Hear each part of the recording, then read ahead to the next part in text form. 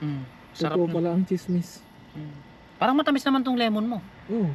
Ay, hindi to lemon. Ikaw mo. Oyo! Ay. Ano? Yung kakainin ko na lang, tapos gagayahin mo ako. So ayan mga kapengyo, ito na yung nilaga natin. Nilaga namin ito yung ano, puso ng Sabunganay. puso ng ano, may puso. Ano natin.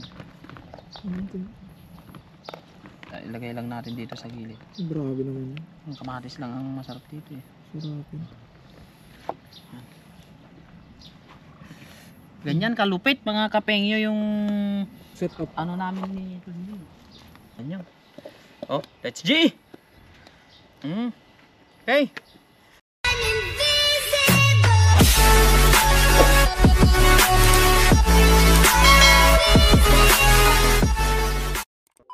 So what is up mga katunying? Another day, another vlog. At welcome back sa ating YouTube channel. At ngayon nga pala mga katunying ay meron tayong bisita. Ang ating pinakapoging bossing ay bumisita sa ating munting garden.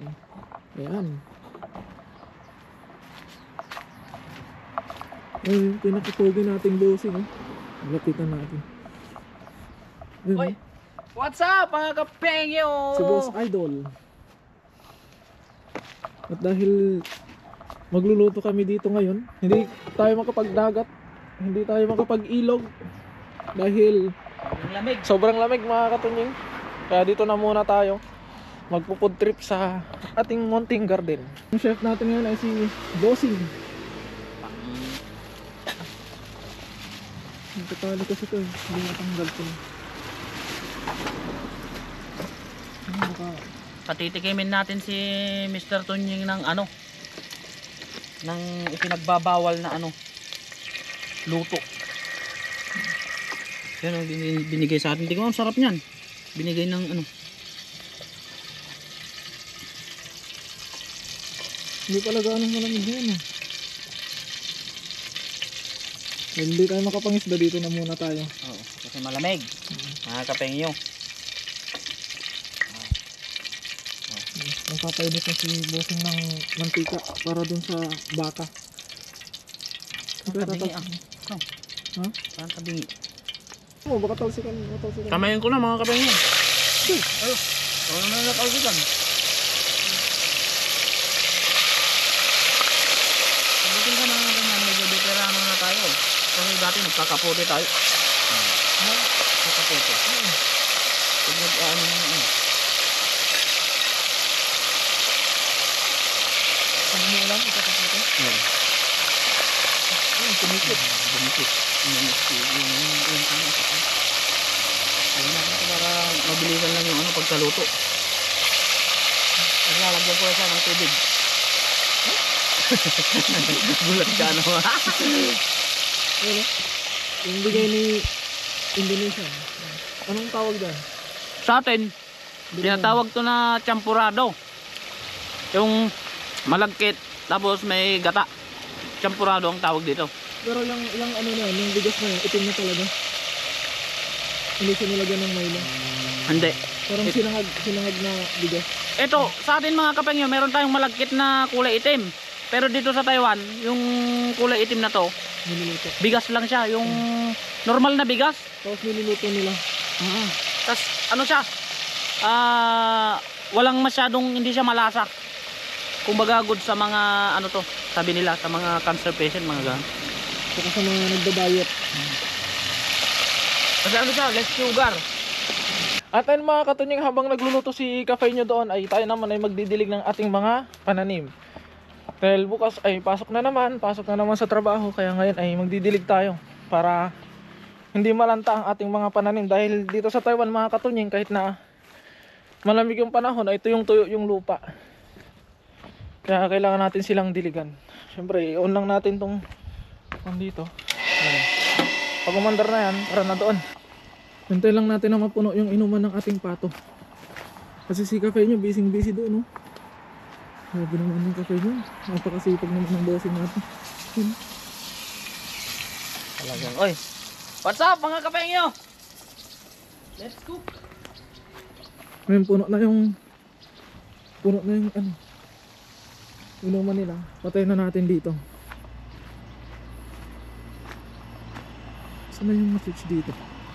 Ayan. Yan. Tingnan natin yan. Tapos punta na tayo dun sa dulo. Para ilipat naman yung hose.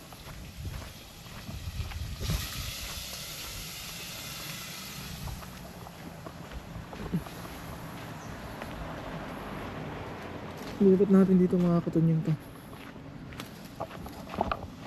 Akit! May tubig yan.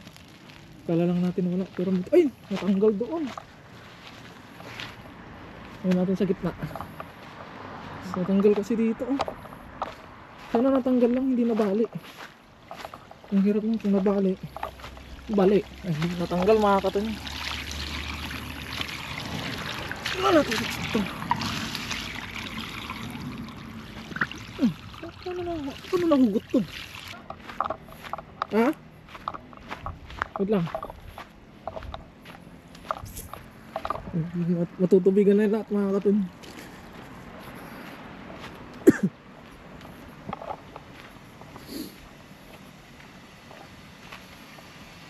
You want to video this, ah?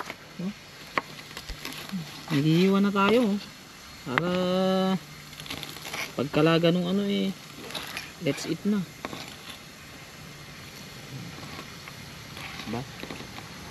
Patitikimin natin si Mr. Tunying ng kinamatisang ano, karne ng baboy na ano, prinito. Tapos bagoong ang ilalagay natin. Yun na po nga. Wala pang nakakagawa nun. Wanatan ko na yung ano, puso ng sakin. Ba, hindi pa kasi nakakatikim si Mr. Tunying ng pritong karne tapos binagoongan pa. Ngayon matitikman na niya. Hindi nyo ba alam mga kapengyo? Baka sa mga hindi nakakalam mga kapengyo, ang mantika kapares ng bagoong. Yan yung inuulam namin nung bata kami. Oo. Bagoong tapos lagyan mong mantika, ganun-ganun mo. Oh. Yummy na mga kapengyo. Tapos yung ano pa, yung pinagprituhan ng isda na mantika, mas masarap yun eh. Malasa. Pinagprituhan ng tuyo. Ganyan ang buhay namin. Pero ba sasadyay mo pag piprito ka ng tuyo, eh sasadyay mo pang dadamihan ng mantika para meron kang stock. Eh ano namin yon? Yung pinagpriprituhan naman ng tuyo mga kapengyo, ginagawa namin. Yun na yung gagamitin namin pang sangag. Yun, nahahalo na yung lasa ng tuyo. Masubukan mo din yung ano, yung maggisa ng bagoong. Oo Yung pati tinik ay makakain na sa ano. Sa amin naman, yung laman ng bagoong, iniihaw namin sa baga. Tapos yun ay magiging ulam namin. Kasi yung bagoong sa Pilipinas, sa probinsya, may mga laman-laman. Oh, may isda. Oo, hindi kagaya nung mga nakabote na boneless na siya. Ano na lang, sabaw na lang. Ano? G? So dito mga kapengyo, kukuha tayo ng ano, mga talbos nitong ano ni Mr. Tunying. Sibuyas. Sibuyas. Eh halo natin dun sa ano. Ito na yung ano niya, laman niya. Oh. Ano? Paliliit pa. Malilit pa. Hindi mo siya naitusok ng malalim. Hindi naman tinutusok ng malalim yan eh. Tinutusok ng malalim ah. Para mag ano yung ano niya. Nakalabas talaga yung ano niya. Yung oo, sa akin tinutusok ko sa malalim eh. Sabagay kanya-kanyang ano. Ayan oh. Alam nyo kasi itong mga kapengyo, kapag nagluluto rin ako ng ano, gusto ko yung ano, hindi ko siya titipirin sa Ricardo kasi isa yan sa ano, Nagpapasarap. dahilan kung bakit gaganahan ka sa pagkain. Yung Ricardo? Oo. Mga pag marami siyang ano, Colorete.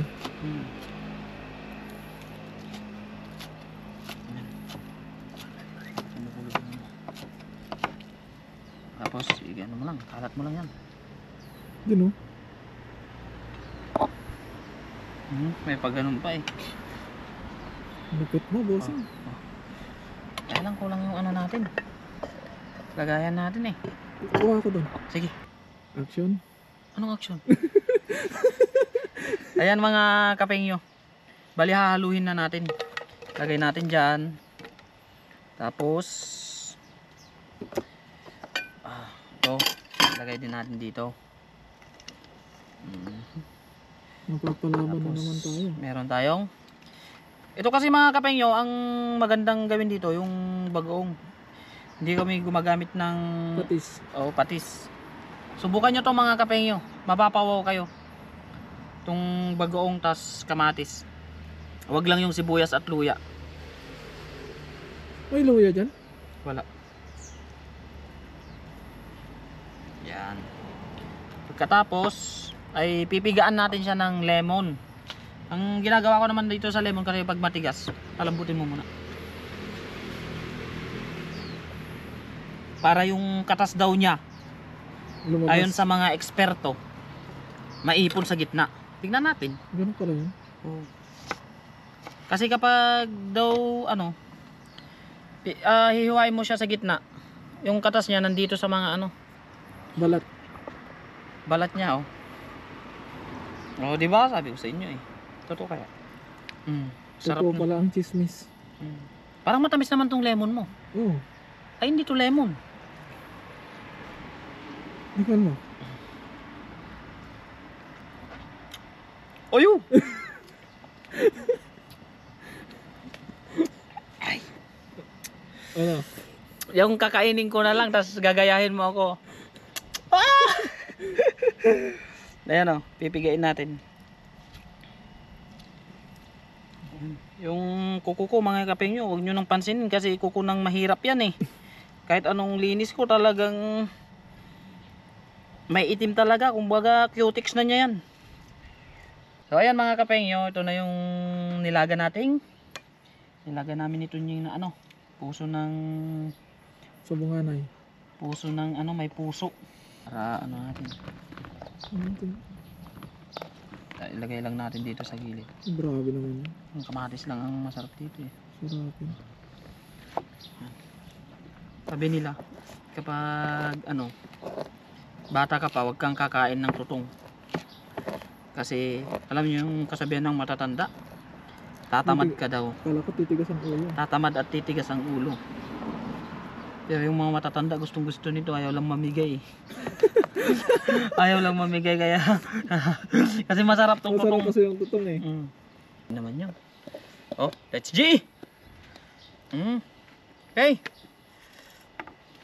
Meron pa kaming dito mga kapengyo. Pritong saba.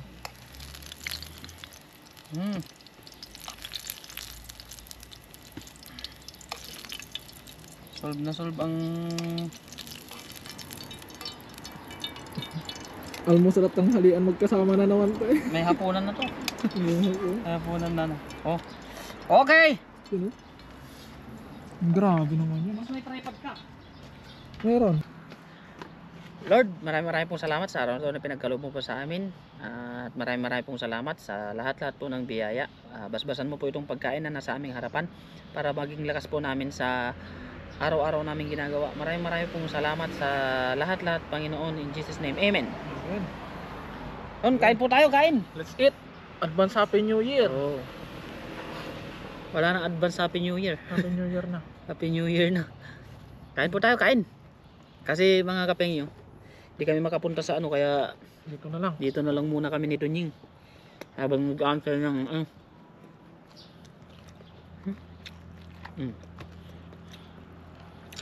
lagyan mo lang ng sabaw nito pag sabawan mo.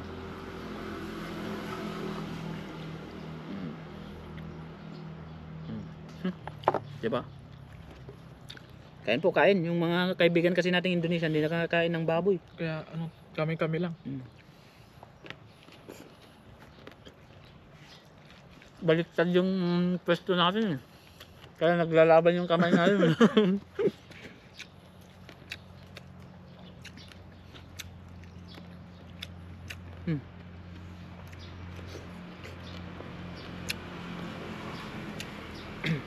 Anong masasabi mo sa kinamatisang Solid.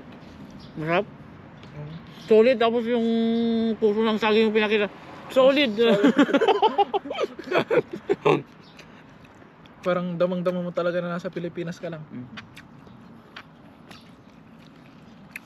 Balutin mo lang ng sibuyas. Ito. Ay. Sabi nila pag nasa abroad ka daw ay masasarap daw lagi ang ulam mo. Hindi pa ba masarap to? Hmm?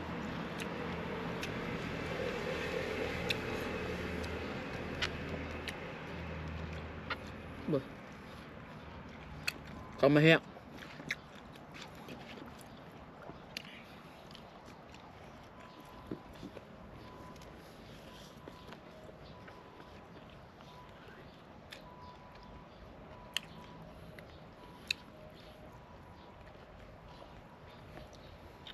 Sanay nagsikain na din kayo. Huwag kayo magpapagutom. True.